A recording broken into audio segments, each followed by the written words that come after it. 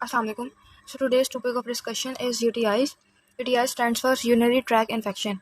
It's important क्योंकि इसकी भी प्रेजेंटेशन जो होती है हमारे पास ज़्यादा होती है, बहुत आम है। ये हर दूसरे बंदे को यूटीआई हुआ होता है, जिसको भी मतलब कोई ब्लैडर का इशू, यूरेथ्रा का इशू, यूरेटर का इशू, यूट्रस का इशू, किसी को कोई भी इशू होता है उसको यूटीआई मेल में या फीमेल में बहुत ज़्यादा कॉमन हो जाता है। सबसे ज़्यादा ना ये फीमेल्स के अंदर होती है, फीमेल्स के अंदर जो ये वाली बीमारी बहुत ज़्यादा है। आपको पता होगा कि वहाँ सर्विक्स होती है, कोई ना कोई इन्फ्लेमेशन हो जाती है, कोई इन्फेक्शन होता है, उसकी वजह से जो फीमेल्स में यूटीआईस बहुत कॉमन है।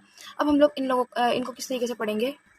अब हम इनको ना अपनी डिजीज़ को ना इन फॉलोइंग हेडिंग्स के अंदर पढ़ेंगे। पहले मैं आपको लोगों की क्लासिफिकेशन बताऊंगी ताकि आपको समझ आए कि यूटीआईस बुक में उन्होंने ना बहुत अलग अलग करके लिखी है, तो हमें समझ नहीं आता कि किसकी क्लासिफिकेशन में आता है। तो फिर इसलिए पहले मैं आप लोगों की क्लासिफिकेशन समझाऊंगी, उसके बाद मैं फिर डिजीज़ के जनरल से फीचर्स बताऊंगी, फिर क्लिनिकल फीचर्स बताऊंगी कि हमारे पास पेशेंट प्रेजेंटेशन कैसे आती है, और फिर सिनेरियो में मैंने क्या क्या दिया हुआ होता है। कॉजेटिव ऑर्गेनिजम्स बताऊंगी कौन कौन से होते हैं। रिस्पेक्टर्स हम लोग पढ़ेंगे। इन्वेस्टिगेशन और मैनेजमेंट, आप लोग को पता है इन्वेस्टिगेशन और मैनेजमेंट वो हमें एससीक्यू में दे देते हैं, ठीक है। रिस्पेक्टर्स भी एससीक्यू में आ जाता है, ये हमारे पास चीज़ जरा एमसीक्यूज में वो लोग पूछ लेते हैं। क्लिनिकल फीचर्स हमारे एससीक्यू में, प्रेजेंटेशन के हमें डायग्नोज बनाना होता है। क्लासिफिकेशन और फीचर्स हम लोग फॉर योर बेटर अंडरस्टैंडिंग हम लोग पढ़ेंगे। सबसे पहले हम लोग स्टार्ट करते हैं अपना क्लासिफिकेशन से। तो क्लासिफिकेशन में बेसिकली क्या होता है कि ना हम यूटीआईज को ना दो पार्ट में डिवाइड कर देते हैं। एक होता है लोअर यूटीआईज की, चलो करते हैं अपर यूटीआईज यानी अपर यूरिनरी ट्रैक इन्फेक्शन, और एक होता है लोअर यूटीआईज यानी लोअर यूरिनरी ट्रैक इन्फेक्शन। अब यूरिनरी ट्रैक में बेसिकली क्या क्या चीज़ें शामिल होती हैं। एक हमारे पास इस तरीके से किडनीज होती हैं दो, ठीक है। किडनीज के बाद ही हमारे पास यूरेटर आ रहे होते हैं, ये यूरेटर, उसके बाद ही हमारे पास ब्लैडर होता है, और ब्लैडर के पास ये यूरेथ्रा होता है, ठीक है। अब ब्लैडर से ऊपर तक ये होता है हमारे पास अपर यूरिनरी ट्रैक, और ये होता है लोअर यूरिनरी ट्रैक। तो इसी की बेस के ऊपर ना हम लोगों ने इसको दो पार्ट में डिवाइड कर दिया, एक अपर यूरिनरी ट्रैक इन्फेक्शन और लोअर यूरिनरी ट्रैक इन्फेक्शन। अपर यूरिनरी ट्रैक इन्फेक्शन में भी हमारे पास दो डिजीज आती हैं, और लोअर में भी हमारे पास दो डिजीज आती हैं। अब वो कौन कौन सी होती हैं। अपर यूरिनरी ट्रैक में आते हैं हमारे पास एक्यूट पाइलोनेफ्राइटिस, एक्यूट पाइलोनेफ्राइटिस, मैं आप लोगों की डेफिनेशन बताती हूँ फिर नेक्स्ट आके। और इसमें आता है प्रोस्टाटाइटिस। अब आई डोंट नो उन्होंने क्लासिफिकेशन में प्रोस्टाटाइटिस को अपर में क्यों डाला है, हालांकि जो प्रोस्टेट होता है वो यूरेथ्रा के पास पड़ा हुआ होता है, लेकिन उन्होंने ना फिर भी प्रोस्टाटाइटिस यानी प्रोस्टेट की इन्फ्लेमेशन को अपर यूटीआई में डाला। ये बुक की क्लासिफिकेशन है। और लोअर यूटीआई में हमारे पास दो आता है, एक आता है यूरेथराइटिस, ये आपसे वाई मैम पूछ सकते हैं कि अपर यूरिनरी ट्रैक और लोअर यूरिनरी ट्रैक के इन्फेक्शन कौन से होते हैं, और होता है सिस्टाइटिस। अच्छा, अब what is acute pyelonephritis, prostatitis, urethritis and cystitis, ये लोग आप अपने नोट्स में साथ लिखते जाएं। Acute pyelonephritis is an inflammation of renal parenchyma, यानी ये हमारे पास किडनी से ना, ये हमारे पास यूरेटर था। अगर तो इस किडनी की रीनल पैरेन्काइमा पे कोई इन्फ्लेमेशन होगी तो उसको बोलेंगे एक्यूट पाइलोनेफ्राइटिस। अगर प्रोस्टेट ग्लैंड की कोई इन्फ्लेमेशन होगी तो उसको बोलेंगे प्रोस्टाटाइटिस। अगर हमारे पास यूरेथ्रा की, अगर यूरेथ्रा की इन्फ्लेमेशन हो जाएगी तो उसको बोलेंगे यूरेथराइटिस। सिस्टाइटिस बोलेंगे अगर हमारे पास यूरिनरी ब्लैडर की इन्फ्लेमेशन होगी, यानी inflammation of bladder is cystitis, inflammation of urethra is urethritis, inflammation of prostate gland is prostatitis, and pyelonephritis inflammation of renal parenchyma. अब इन सब में क्या है, इन सब में ना मोस्ट प्रोबेबली हमारे पास सेम क्लिनिकल फीचर्स आ रहे होते हैं, बस कोई कोई चीज़ थोड़ी बहुत डिफरेंट होती है। हम लोगों ने अब ये नहीं पढ़ना, हम लोगों ने ओवरऑल यूटीआई पढ़ना है, ठीक है। आपसे कभी भी वो ना अलग अलग नहीं पूछेंगे, बस इनके थोड़ा बहुत में डिफरेंस होता है, लेकिन इनकी जो इन्वेस्टिगेशन होती है वो सारी सेम होती है। मैनेजमेंट भी ऑल तो सारी ना सेम ही होती है, और क्लिनिकल फीचर्स बस थोड़े बहुत एक दूसरे से वेरी कर रहे होते हैं। जैसे यूरिथ्राइटिस, ये जो होती है यूरिथ्राइटिस होती है, ये एसिम्प्टोमेटिक होती है, इसमें यूरिथ्रल डिस्चार्ज होता है। सिस्टाइटिस की बात करें तो उसमें सुप्राप्यूबिक पेन होता है, इसमें कोई यूरिथ्रल डिस्चार्ज नहीं होता, इसमें ना इसमें फीवर होता है ना इसमें फीवर होता है हमारे पास। लेकिन एक्यूट पाइलोनेफ्राइटिस में हमारे पास हाई ग्रेड फीवर होता है, चिल्स होते हैं, यूनिलेटरल पेन होता है, हाइपोटेंशन होती है, लाइन पेन होता है, इसके अलावा नॉजिया वॉमिटिंग होती है। और जो ये प्रोस्टाटाइटिस होती है, फिर इसको हम लोग दो पार्ट में डिवाइड करते हैं कि एक्यूट इसके सिम्टम्स आ रहे होते हैं और क्रॉनिक आ रहे होते हैं।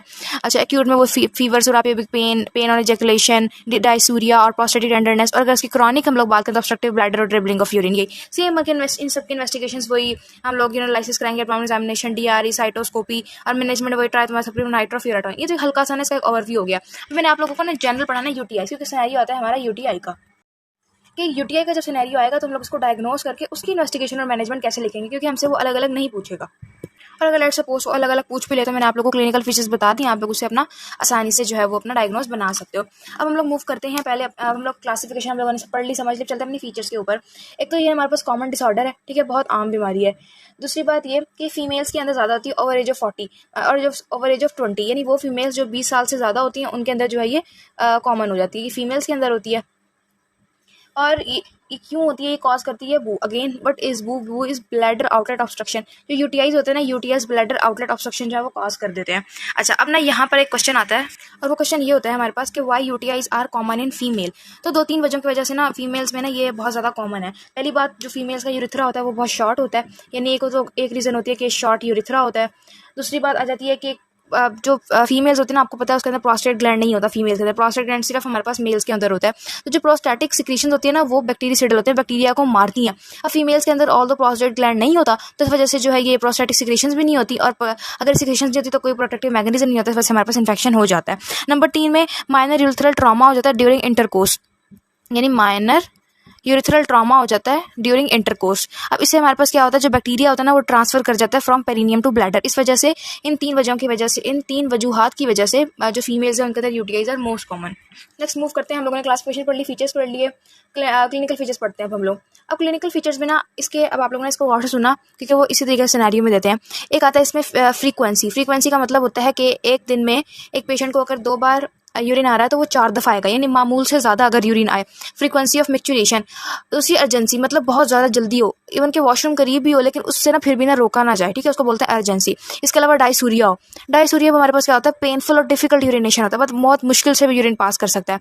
Number 4 is strangury. अब व्हाट इज स्ट्रेंग्यूरी? अब स्ट्रेंग्यूरी होता है ये ना सवेयर पेन होता है and strong desire to urinate. मतलब एक तो ना आपको जो ये प्यूबिक होती है, हमारा सुप्रा प्यूबिक पेन होता है बहुत शदीद, और ना बहुत स्ट्रॉन्ग डिजायर होती है यूरिनेट करने के लिए, पेशेंट कर नहीं पा रहा होता यूरिनेट, उसको बोलते हैं स्ट्रेंग्यूरी। 5th वन पे आता है हमारे पास सुप्रा प्यूबिक पेन। आप ये सुप्रा प्यूबिक जो है आप लोग अपनी फील भी कर सकते हो, पल्पेट भी कर सकते हो। तो यहाँ पे बहुत शदीद दर्द होता है, यानी ब्लैडर में, इसको कहते हैं कि मेरे मसाने में बहुत शदीद दर्द हुआ है, तो ये वो यही सुप्रा प्यूबिक पेन होता है हमारे पास। इसके अलावा था हमारे पास इसमें आता है क्लाउडी या फ्रोथी यूरिन। अब सिनेरियो के अंदर वो क्या देंगे, वो देंगे क्लाउडी यूरिन है, सुप्राप्यूबिक पेन है, इसके अलावा अनप्लीजेंट स्मेल है। अब भी अब आप लोगों ने पॉइंट याद रखना है, क्लाउडी यूरिन का पॉइंट याद रखना है और अनप्लीजेंट स्मेल है, ठीक है, बहुत ज़्यादा स्मेल उसका यूरिन होगा। उसके अलावा हीमाचूरिया भी हो सकता है। अब हीमाचूरिया इज विजिबल मे और मे नॉट बी, मतलब विजिबल हो भी सकता है और नॉन विजिबल भी हो सकता है। अब सिनेरियो में उन्होंने क्या चीज़ देनी है, उन्होंने देना है क्लाउडी यूरिन या फ्रॉथी यूरिन भी दे सकते हैं, अनप्लीजेंट स्मेल, 2 बातें, तीसरा देंगे सुप्राप्यूबिक पेन या फ्रीक्वेंसी एजेंसी डायसूरिया। इन तीनों में से कोई एक बात देंगे, या स्ट्रेंग्यूरी नहीं देते वो, इन तीनों में से कोई एक बात देंगे, या वो हीमाचूरिया भी दे सकते हैं। जब आप लोगों ने ये बातें पढ़नी है तो आप लोगों ने फौरन से आपका ध्यान जाना चाहिए यूटीआईज की तरफ। नेक्स्ट ना हम लोग मूव करते हैं अपने कॉजेटिव ऑर्गेनिजम्स की तरफ। अब यहाँ से ना एमसीक्यूज आते हैं तो उसको जरा हम लोग अच्छे से पढ़ेंगे।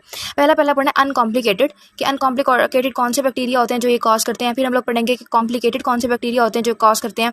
और कैथीटर की वजह से, अगर फॉर एग्जांपल बहुत सारे पेशेंट्स को ना कैथीटर, अगर वो अनकॉन्शियस होते हैं तो उनको फौरन उनकी ऑब्स्ट्रक्शन को रिमूव करेंगे, कैथीटराइजेशन कर देते होते हैं। जो ऑब्स्ट्रक्शन का पहला रूल ही होता है कि आप पेशेंट की कैथीटराइजेशन कर लो, तो कैथीटर की वजह से भी ना पेशेंट को इन्फेक्शन हो जाता है। तो हम पढ़ेंगे कि कैथीटर की वजह से कौन से बैक्टीरिया जो है वो हमारे पास इन्फेक्शन कॉज करते हैं। या फिर इसके अलावा हम लोग पढ़ेंगे जब यूरिथराइटिस होता है, यानी जब यूरिथ्रा की हमारे पास इन्फ्लेमेशन होती है तो उसमें कौन से बैक्टीरिया जो अपना रोल प्ले करते हैं। तो अनकॉम्प्लिकेटेड में मोस्ट कॉमन आता है ई कोलाई 80% जो यूटीआईज होता है ना वो ई कोलाई की वजह से होते हैं, ठीक है, ये बात एमसीक्यूज है। कॉम्प्लिकेटेड में आते हैं हमारे पास E coli plus enterococci plus pseudomonas. ये हम लोगों ने सारे जो है वो अपनी बैक्टीरियोलॉजी में पढ़े हुए हैं, स्यूडोमोनास। अब जब हम लोग अपना कैथीटर पास कर देते हैं तो कौन से बैक्टीरिया यूटीआईज कॉज करते हैं, तो ये होता है यीस्ट होती है, इसमें ई कोलाई होता है अगेन। इसके अलावा स्टेफ एपिडर्माइडिस, ठीक है, इसका ना नाम मुझसे प्रोनाउंस बहुत मुश्किल से होता है, एपिडर्माइडिस। तो ये आप लोगों ने नहीं भूला क्योंकि आपको पता है स्टेफ की 2-3 इनके एक 2 बहन भाई और होते हैं। तो जो स्टेफ एपिडर्माइडिस होते हैं ना वो यूटीआईज कॉज करता है। अब यूरिथराइटिस का ना अलग से एमसीक्यू आता है कॉजेटिव ऑर्गेनिजम्स का, तो इसमें होता है क्लेमीडिया प्लस निसेरिया गोनोरिया, और इसके अलावा होता है यूरिया प्लाज्मा। तो जो सबसे मोस्ट कॉमन जो मैंने एमसीक्यूज देखे ना वो निसेरिया गोनोरिया का आता है। ये निसेरिया गोनोरिया का और एक जगह क्लेमीडिया का भी था। तो क्लेमीडिया और निसेरिया गोनोरिया कॉज करते हैं यूरिथराइटिस, ओके। तो वो कॉजेटिव ऑर्गेनिजम्स इसकी वजह से हमारा यूटीआईज हो जाता है। तो हम लोगों ने पढ़ ली अपने एमसीक्यूज के लिए। नेक्स्ट हम लोग मूव करते हैं अपने रिस्क फैक्टर की तरफ। अब जो ये हमारे पास रिस्क फैक्टर्स है ना, आप लोगों ने ना बेसिकली क्या करना है, इसके लिए ना करना है अपना ना डेविडसन का ना टेबल 15.44 मैं at the end of the video पे पेश कर दूंगी अगर किसी के पास नहीं है, लेकिन जो मोस्ट इंपॉर्टेंट रिस्क फैक्टर है वो मैं आपको यहाँ पढ़ाती हूँ। इसमें ना 2-3 चीज़ें वो ज़्यादा इंपॉर्टेंट है, वो हम लोग पढ़ लेते हैं। पहले नंबर पे आता है बू। अब देखो बच्चों, जब भी मैं बू की बात करूँ आप लोगों ने समझना है मैं बात कर रही हूँ ब्लैडर आउटलेट ऑब्स्ट्रक्शन की। अब ब्लैडर आउटलेट ऑब्स्ट्रक्शन में हमारे पास क्या क्या चीज़ें आती हैं, या तो बीपीएच हो सकता है यानी बिनाइन प्रोस्टेटिक हाइपरप्लेसिया, ये मैं आपको आगे जाके पढ़ाऊंगी, या तो कोई प्रोस्टेट कैंसर हो सकता है, ये भी मैं आपको आगे जाके पढ़ाऊंगी। आप लोग को अच्छे तरीके से समझ आएगा कि आउटलेट ऑब्स्ट्रक्शन किस वजह से होती है और प्रोस्टेट या बीपीएच में किस तरीके से हमारे पास ब्लड ऑब्स्ट्रक्शन हो रही है, ये हमारे पास यूरिथ्रल कंस्ट्रिक्शन हो सकती है, यूरिथ्रल स्ट्रक्चर बोलते हैं इसको, यूरिथ्रल। एक हम लोगों ने ये रीज़न पढ़ ली। दूसरे हम लोग रीज़न पढ़ते हैं कुछ ना न्यूरोलॉजिकल प्रॉब्लम्स होती हैं, कुछ न्यूरोलॉजिकल प्रॉब्लम्स होती हैं जो कि हमें यूटीआईज की तरफ ले जाती हैं। अब वो कौन सी होती हैं? एक तो होती है हमारे पास स्पाइना बिफिडा, ठीक है, इसमें क्या होता है कि 2 वर्टिब्रा के दरमियान में गैप आ जाता है। ये हमारे पास मायस्थीनिया ग्रेविस होती है, एक अननोन डिजीज़ है, ठीक है, इसमें रिलैप्सिंग रेमिटिंग फिनोमेना होता है। ये आज तक किसी को नहीं पता कि इसकी पैथोफिजियोलॉजी क्या है, क्योंकि इट्स अननोन, इडियोपैथिक। या फिर हमारे पास डायबिटिक न्यूरोपैथी हो सकती है, यानी वो पेशेंट जिसको डायबिटिक न्यूरोपैथी है उसको भी यूटीआईज के चांसेस बहुत ज़्यादा हो सकते हैं। नंबर 3 पर रहता है जी हमारे पास कुछ एनाटॉमिकल एबनॉर्मैलिटीज़ हो सकती हैं। अब एनाटॉमिकल एबनॉर्मैलिटीज़ कौन सी हो सकती हैं? तो हमारे पास क्या होता है कि यूट्राइन प्रोलैप्स होता है। आप लोगों ने सुना होगा कि बहुत सारी फीमेल्स होती हैं उनकी यूट्रस प्रोलैप्स हो जाती है, मतलब कंप्लेंट करती हैं कि हमारी इतनी फिंगर जो यूट्रस है ना वो बॉडी से बाहर आ जाती है, तो उनका यूट्राइन प्रोलैप्स हो जाता है। अब आप खुद सोचो कि एक स्ट्रक्चर है वो इतना ज़्यादा बॉडी से बाहर आया हुआ है तो इन्फेक्शन तो होगा ही ना, तो यूट्राइन प्रोलैप्स हो जाता है। इसके अलावा ब्लैडर में कोई फिस्टुला बन जाता है। फिस्टुला क्या होता है कि ना 2 ऑर्गन्स के दरमियान में ना एक एबनॉर्मल पाथवे बन जाता है। या फिर वेजाइको यूरेटरल रिफ्लेक्स। वेजाइको यूरेटरल रिफ्लेक्स क्या होता है कि ना हमारे पास यूरेटर कंस्ट्रिक्ट हो जाते हैं और ना जो वो होता है यूरिन होता है ना वो बैकवर्ड फ्लो करना शुरू हो जाता है, तो उसको बोलते हैं वेजाइको यूरेटर रिफ्लेक्स, यानी यूरिन आपका नीचे आने के बजाय वापस बैकवर्ड उसका प्रेशर होना शुरू हो जाता है, वापस जाना शुरू हो जाता है किडनीज की तरफ। जब ये वेजाइको यूरेटरल रिफ्लेक्स होता है ना तो पेशेंट हाइड्रोनेफ्रोसिस के साथ प्रेजेंट करता है। अब आपको सोचो कि यूरिन बॉडी से निकलने की बजाय वापस किडनी की तरफ जा रहा है वापस जा रहा है, तो किडनी अगर एक इतनी थी और वापस यूरिन ले लेके तो वो इतनी हो जाएगी ना, तो सारी सी बात है हाइड्रोनेफ्रोसिस ही हो जाएगा। तो इसलिए जो वेजाइको यूरेटरल रिफ्लेक्स वाले पेशेंट है वो हाइड्रोनेफ्रोसिस के साथ बायलेटरल भी हो सकता है, यूनिलेटरल भी हो सकता है, उसके साथ प्रेजेंट करते हैं। नेक्स्ट हम लोग मूव करते हैं अपने इन्वेस्टिगेशंस की तरफ। इन्वेस्टिगेशंस के लिए भी आप लोगों ने क्या करना है, अपना ना डेविडसन का ना टेबल करना है 15.45। इसके भी ना मैं picture at the end of the video पेश कर दूंगी, जिसके पास नहीं हो, नहीं तो और मोस्ट इंपॉर्टेंट हम लोग यहाँ डिस्कस करेंगे। अच्छा बच्चों, मैं आप लोगों को ना मैक्सिमम पढ़ा देती हूँ सारा, और टेबल का मैं इसलिए कहती हूँ आपको ताकि ना हमारी कोई चीज़ मिस ना हो। बाकी जो मैं आपको लेक्चर देती हूँ इसमें हर चीज़ होती है, 3-4 बुक्स का कॉम्बो होती है, तो इसलिए आपको परेशान होने की जरूरत नहीं है कि इस लेक्चर के अलावा आपको कुछ और पढ़ने की जरूरत नहीं है। अब हम लोग चलते हैं इन्वेस्टिगेशंस के ऊपर। तो हम लोग इन्वेस्टिगेशंस में हम लोगों ने 2-3 प्रोटोकॉल बनाए हैं। जैसे हम लोगों ने ऑल पेशेंट्स, अब हम लोगों ने सारे पेशेंट्स के अंदर क्या क्या करवाना है। सारे पेशेंट्स के अंदर हम लोग कराते हैं यूरिन डिप्स्टिक टेस्ट, ठीक है। ये आप लोगों ने ना यूटीआईज में ना डिप्स्टिक टेस्ट लाजी मेंशन करनी है, उनके ना वावा में ही पूछते हैं कि यूटीआईज हो गया, आप कौन सी जो आप लोग इन्वेस्टिगेशंस कराओगे, तो आपने ना पहला नाम यूरिन डिप्स्टिक टेस्ट का ही लेना है, क्योंकि जो हमारा टेस्ट है ना सबसे ज़्यादा कॉमन यही होता है। इसके अलावा हम लोग माइक्रोस्कोपी या साइटोमेट्री करा लेते होते हैं, साइटोमेट्री, या इसके अलावा हम लोग आईवी यूरोग्राफी कराते हैं, आईवी यूरोग्राफी। एक यूरिन डिप्स्टिक होगी, साइटोमेट्री होगी, आईवी यूरोग्राफी। साइटोमेट्री के अलावा माइक्रोस्कोपी करा लेते हैं, और एक हम लोग यूरिन कल्चर। ये 4 चीज़ें हम लोग हर पेशेंट में कराते होते हैं, ठीक है। अब हम लोगों ने ना कुछ कैटेगरीज बना दी हैं कि अगर पेशेंट को बुखार होगा तो हम क्या कराएंगे, अगर पेशेंट को रिकरेंट इन्फेक्शन है तो हम कौन सा इन्वेस्टिगेशन कराएंगे, अगर पेशेंट को हीमाचूरिया है तो कौन सा इन्वेस्टिगेशन कराएंगे, पल्मोनेफ्राइटिस है तो कौन सा इन्वेस्टिगेशन करेंगे। मैं अलग अलग पढ़ाती हूँ, लेकिन आप लोगों ने कहते हैं ना थंब रूल है, वो ये याद कर लो, सब पेशेंट में हम लोग 4 टेस्ट लाजमी कराएंगे। सेकंड है कि अगर कोई पेशेंट इन सब साइन सिम्टम्स के साथ जो हम लोगों ने पढ़े, लाइक सुप्राप्यूबिक पेन, स्टैंक्यूरिया, डायसूरिया, हीमाचूरिया, अगर पेशेंट प्रेजेंट करता है हीमाचूरिया के साथ, ठीक है, कि उसको हीमाचूरिया का मतलब होता है कि उसके यूरिन में ना ब्लड आ रहा है, तो हम लोग ना उसके लिए एक ही टेस्ट कराते होते हैं, होती है साइटोस्कोपी। बेसिकली हम लोगों ने ये साइटोस्कोपी हम लोग जब कराते हैं कि हम लोगों ने ना किसी मास को या ट्यूमर को देखना होता है। अगर पेशेंट को ना फीवर है, ठीक है, यूटीआईज भी है और फीवर है, तो हम लोग कौन सा टेस्ट कराते हैं, एक तो फुल ब्लड काउंट कराते होते हैं। अब देखो जब भी फीवर की हिस्ट्री होगी ना तो आपने समझ जाना कि बॉडी के अंदर ना कोई इन्फ्लेमेशन चल रही है, इन्फ्लेमेशन प्रोसेस चल रहा है। आपको पता है इन्फ्लेमेशन ज़्यादा होती है, न्यूट्रोफिल ज़्यादा हुए होते हैं, तो उसको हम ब्लड में ही दे सकते हैं, तो इसलिए हम लोग फुल ब्लड काउंट कराते होते हैं और साथ ब्लड कल्चर करा लेते हैं। ये हम लोगों ने 2 टेस्ट करा लिए। तीसरा होता है अगर पेशेंट प्रेजेंट कर रहे हैं हमारे पास एक्यूट पायलोनेफ्राइटिस के साथ, या फिर है उसको इसी के साथ रिकरेंट इन्फेक्शन है, यानी उसको एक दफ़ा हो गया और वो बार वो उसको इन्फेक्शन हो रहा है, तो हम लोग कौन सा टेस्ट कराएंगे। तो उसके लिए हम लोग 3-4 टेस्ट होते हैं। एक हम लोग ना उसका अल्ट्रासाउंड करा लेते हैं, रीनल अल्ट्रासाउंड करा लेते हैं। आपको पता है रीनल अल्ट्रासाउंड बहुत ज़्यादा आसान होता है। रीनल अल्ट्रासाउंड के अलावा हम लोग इसको सीटी एब्डोमेन करा देते हैं, सीटी एब्डोमेन करा लेते हैं, पेल्विक एग्जामिनेशन करते हैं। अच्छा एक बात अब यहाँ इंपॉर्टेंट है, वुमेन के अंदर ना हम लोग पेल्विक एग्जामिनेशन करते हैं, पेल्विक एग्जामिनेशन इन वुमेन, और मेल्स के अंदर हम लोग रेक्टल एग्जामिनेशन करते हैं, यानी rectal examination in males.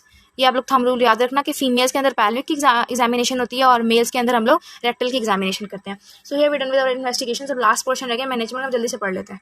Management इसकी जरा आसान है, हम लोग इसको मैनेजमेंट में पढ़ेंगे। एक तो जनरल मैनेजमेंट पढ़ेंगे, फिर इसकी मेडिकल मैनेजमेंट। एक बात, इसकी सर्जिकली कोई मैनेजमेंट नहीं होती, ठीक है, हल्का सा इन्फेक्शन ही तो आप सर्जरी क्या किस चीज़ की सर्जरी करोगे, तो पहले होती है इसकी कंजर्वेटिव मैनेजमेंट। पहले मैं आपको कंजर्वेटिव मैनेजमेंट पढ़ाती हूँ, उसके बाद मैं आप लोगों को मेडिकल मैनेजमेंट पढ़ाऊंगी। अब कंजर्वेटिव मैनेजमेंट में आप लोगों ने क्या करना है, अपने पेशेंट को एडवाइस करनी है कि उसने ना फ्लूइड की इंटेक करनी है। कितना फ्लूइड इंटेक करना है, दिन में 2 लीटर पर डे। MCQs है ये 2 लीटर पर डे, कि एक पेशेंट को सिनेरियो में देंगे, एक पेशेंट है उसको यूटीआईज हुआ है, बताओ उसको कितना लीटर फ्लूइड इंटेक रिकमेंड करोगे पर डे। फ्लूइड इनटेक हम लोगों ने 2 लीटर पर डे रिकमेंड कर दी। उसके अलावा हम लोग ना उसको देते हैं cranberry juice, CRANBERRY, cranberry juice. अब जो क्रेनबेरी जूस होता है ना, ये यूटीआईज वालों के लिए बहुत ज़्यादा इफेक्टिव होता है। इसके अलावा हम लोगों ने उसका पोटाशियम यूरिन अल्कलाइजेशन के लिए ना पोटाशियम सिट्रेट भी जो है वो रिकमेंड कर देते हैं। तो ये 3 तो होगी हमारे पास कंजर्वेटिव मैनेजमेंट, ठीक है। ये जनरल मैनेजमेंट। चलते हैं मेडिकल मैनेजमेंट के ऊपर। मेडिकल मैनेजमेंट के अंदर जो हमारी फर्स्ट चॉइस होती है ना, वो होता है एंटीबायोटिक्स। अब एंटीबायोटिक्स के अंदर भी हम लोगों ने कौन सी देनी होती है? एंटीबायोटिक्स, आप लोग स्पेलिंग ठीक कर लेना। एंटीबायोटिक्स के अंदर होती है trimethoprim. Trimethoprim is the first choice. और इसके अलावा हम लोग देते हैं नाइट्रोफ्यूराटॉइन। अच्छा, अब जो यूटीआईज के अंदर फर्स्ट चॉइस होती है वो होती है हमारे पास trimethoprim is the first choice. Is an MCQs. वो पूछ सकते हैं सिनेरियो देके और उन्होंने डाला होगा सारा, ठीक है। वही वाला क्लिनिकल फीचर्स कर पूछेंगे कि which of the following is the first choice in the UTIs, तो होता है ट्राइमेथोप्रिम। अब हम लोगों ने एंटीबायोटिक्स जो है ना, ये ट्राइमेथोप्रिम, नाइट्रोफ्यूराटाइन, ये पेशेंट को देनी होती है फॉर 3 days, ठीक है, अनटिल और अनलेस के हमारा जो है वो सिवियर नहीं हुआ है, ठीक है। हम लोग 3 दिन के लिए ये इसको दे देते हैं। इसके अलावा हम लोग, अच्छा, इसके बाद चलते हैं हम लोग इंपॉर्टेंट अपने प्रेगनेंसी की तरफ। अब प्रेगनेंसी के अंदर क्या चीज़ देनी है और क्या चीज़ नहीं देनी, हम लोग इसको 2 पार्ट में डिवाइड कर लेते हैं कि क्या चीज़, यहाँ हम लोग लिखते हैं कि हम लोगों ने क्या चीज़ देनी है और इसे कहते हैं क्या चीज़ नहीं देनी। अब हम लोगों ने क्या चीज़ देनी है, हम लोग उसको पेंसिलिन दे सकते हैं, ठीक है, अगर उसको यूटीआईज हुआ है। अगर वो प्रेग्नेंट है और उसको यूटीआईज हो गया है तो हम लोग उसको एक पेंसिलिन दे सकते हैं। इसके अलावा हम लोग उसको सिफेलोस्पोरिन्स दे सकते हैं, ठीक है। अब हम लोग क्या चीज़ नहीं दे सकते, हम लोग 4 चीज़ें नहीं दे सकते। एक, हम लोग उसको ट्राइमेथोप्रिम नहीं दे सकते। अब देखो, जब प्रेग्नेंट नहीं थी तो ट्राइमेथोप्रिम इज फर्स्ट चॉइस। अब प्रेग्नेंट है तो trimethoprim contraindicated, highly contraindicated. Trimethoprim नहीं दे सकते। हम लोग क्यूनोलॉन्ज नहीं दे सकते। सल्फोनामाइड्स नहीं दे सकते। इसके अलावा हम लोग टेट्रासाइक्लिन्स नहीं दे सकते। आप लोग को पता है, हम लोगों ने फार्मा में पढ़ा था कि ये 4 ड्रग्स आर हाईली टेराटोजेनिक, कि जाके ना फीटस को इफेक्ट करेंगे, तो हम लोग ये 4 नहीं दे सकते। और ये पेनिसिलिन, सेफलोस्पोरिन हम लोग देंगे। ये आप लोगों से वाइवा में पूछ सकते हैं। अब ना 1-2 से जरा जनरल से रूल है, वो मैं आपको जल्दी से बताती हूँ, फिर हम लेक्चर वाइंड अप करते हैं। अगर ना हमारे पास जो इन्फेक्शन है ना वो सीवियर हो गया है, ठीक है, अगर हमारे पास इन्फेक्शन बहुत ज़्यादा सीवियर हो गया तो हम लोगों ने क्या करना है, तो हम लोगों ने ना अपनी एंटीबायोटिक जो पहले हम लोग 3 दिन दे रहे थे, अब हम लोगों ने उसको 3 दिन नहीं देनी, हम लोगों को 7 से लेकर 14 दिन तक हम लोगों ने उसको ड्यूरेशन को एक्सटेंड कर देना है, ठीक है। 14 डेज के लिए एंटीबायोटिक देनी है। अगर पेशेंट ना हमारे पास सीरियसली इल है, मतलब वो वाकई बहुत ज़्यादा बीमार है, बहुत ज़्यादा बीमार है, सीरियसली इल है, तो हम लोग क्या करेंगे, तो हम लोग IV थेरेपी देते हैं, फिर gentamicin, IV therapy with gentamicin. पहले हम लोग ये देते हैं, अगर सीरियसली इल है पहले हम लोग IV थेरेपी फिर जेंटामाइसिन देते हैं, उसके बाद हम लोग ऑरल एजेंट्स के ऊपर मूव करते हैं। So here we are done with our UTIs. अब जो यूटीआई से रिलेटेड आप लोगों का बेसिक कॉन्सेप्ट है ना, वो आप लोगों को हो गया होगा बिल्कुल क्लियर। अच्छा, अब आप लोगों का दिल चाहे इसको एक दफ़ा अपने नोट्स बनाने के बाद, अपने नोट्स से याद करने के बाद एक दफ़ा आप लोग रीड कर लेना, या डेविडसन से, या नामदानी से, या इरफान मसूद से, ठीक है। आप लोग को अच्छे तरीके से एक चीज़ समझ आ जाएगी कि मैंने समझा दिया है। रेस्ट किसी का क्वेश्चन है, यू कैन आस्क मी, ठीक है। और जो भी इसके MCQs वगैरह होंगे वो मैं आप लोगों से शेयर कर दूँगी। ऑल्दो मैंने MCQs और SCQs इसके आप लोगों के साथ साथ बता दिए हैं, जिसने नोट किए हैं 7 अलग बॉल पॉइंट से मार के, उसके लिए फिर रिवाइज करते ज़्यादा आसानी होगी। तो अपना ख्याल रखें, मिलते हैं फिर हम लोग अपने नेक्स्ट लेक्चर में। अल्लाह हाफिज़।